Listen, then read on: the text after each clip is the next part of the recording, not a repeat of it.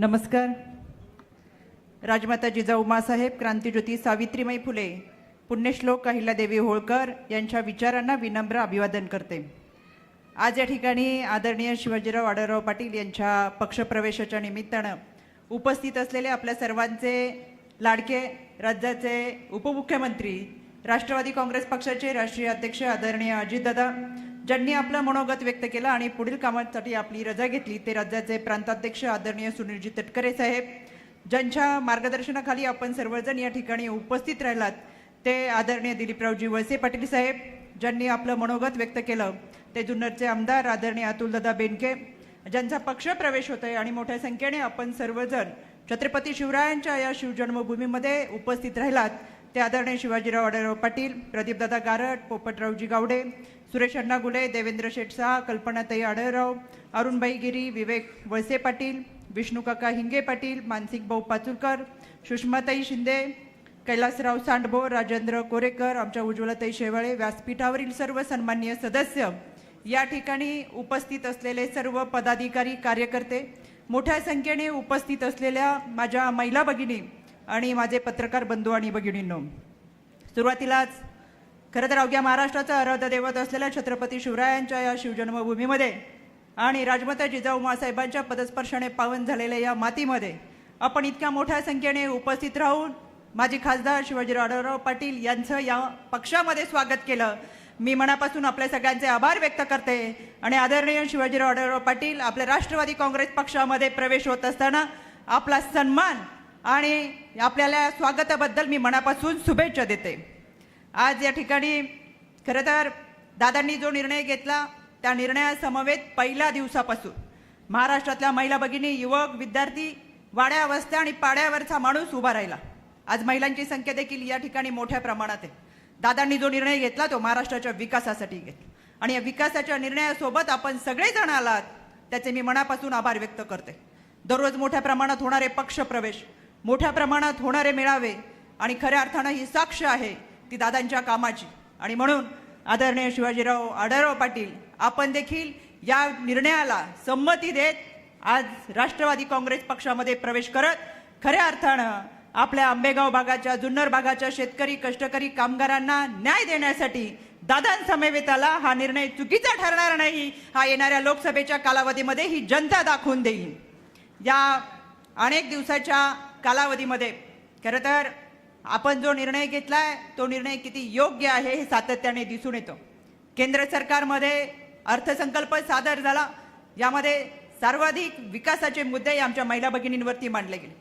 राज्याचा अर्थसंकल्प सादर झाला, दादा आपण वित्तमंत्री म्हणून आमच्या महिला व बाल विकास विभागाला सर्वाधिक निधी दिला. यामध्ये आमच्या महिला भगिनींसाठी असलेलं चौथा महिला धोरण असेल, लेख लाडकी योजना असेल, विधवा महिलांसाठीची पेन्शन योजना असेल, समृद्धी योजना असेल आणि या सगळ्याच योजना 50% आरक्षण देत खऱ्या अर्थानं आमच्या महिला भगिनींना आपण जो सन्मान दिला त्यासाठी आहे. मी याबद्दलही आपले मनापासून आभार व्यक्त करते.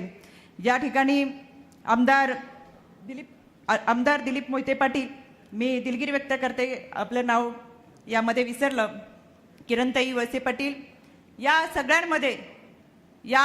सगळ्यांमध्ये खऱ्या अर्थानं जे चौथं महिला धोरण आलं, यामध्ये यापूर्वी 9 महिने 9 दिवस गर्भात वाढवलेल्या बाळाला जन्म देताना बाळणपणाच्या कळा या मातृत्वाच्या महिला सहन करायच्या, पण फक्त पित्याचं नाव लागायचं.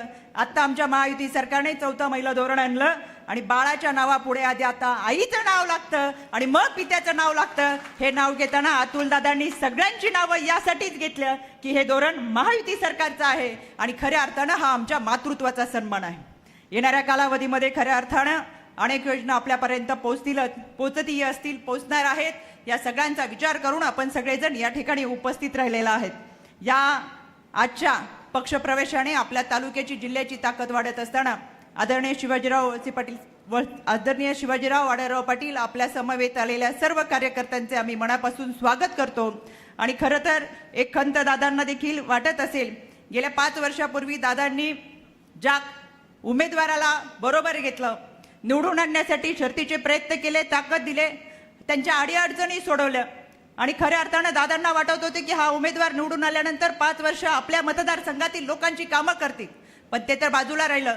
अनेक तक्रारी अजितदादांपर्यंत पोहोचत असतील, आमचे फोन उचलले जात नाहीत, सुखदुःखात सहभागी नाहीत, पुढे गाठीभेटी होत नाहीत, विकास कामं होत नाहीत, पण ह्या सगळ्या प्रश्न आपल्या पोटामध्ये घेत खऱ्या अर्थाने सगळ्या समस्या बाजूला ठेवत दादा कायम त्यांच्या पाठीशी उभे राहिले, तरी सुद्धा त्यांनी दादांबरोबरच गद्दारी केली. आणि म्हणून मला आज सांगायचंय, ही जी दादांच्या मनामधली खंत आहे ती येणाऱ्या लोकसभेच्या निवडणुकीमध्ये आपण सगळ्यांनी भरून काढायची आणि ती मतदानातून भरून काढायची.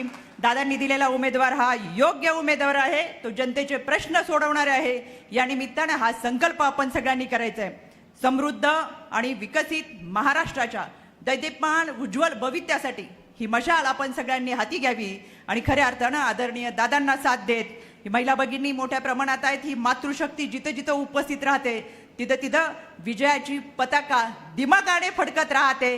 हा संकल्प या निमित्तानं करूयात. उपस्थित सर्वांचे मी मनापासून आभार व्यक्त करत या संकल्पाच्या निमित्तानं आपण सर्वजण सन्माननीय व्यासपीठाबरोबर उपस्थित राहत त्यांना पाठिंबा देत येणाऱ्या निवडणुकीमध्ये जोमाने तयार करत आपला उमेदवार हा संसदेमध्ये पाठवण्यासाठी एक दिलाने प्रयत्न करूयात हा विश्वास या निमित्ताने व्यक्त करते आणि थांबते. धन्यवाद. जय हिंद, जय महाराष्ट्र, जय राष्ट्रवादी.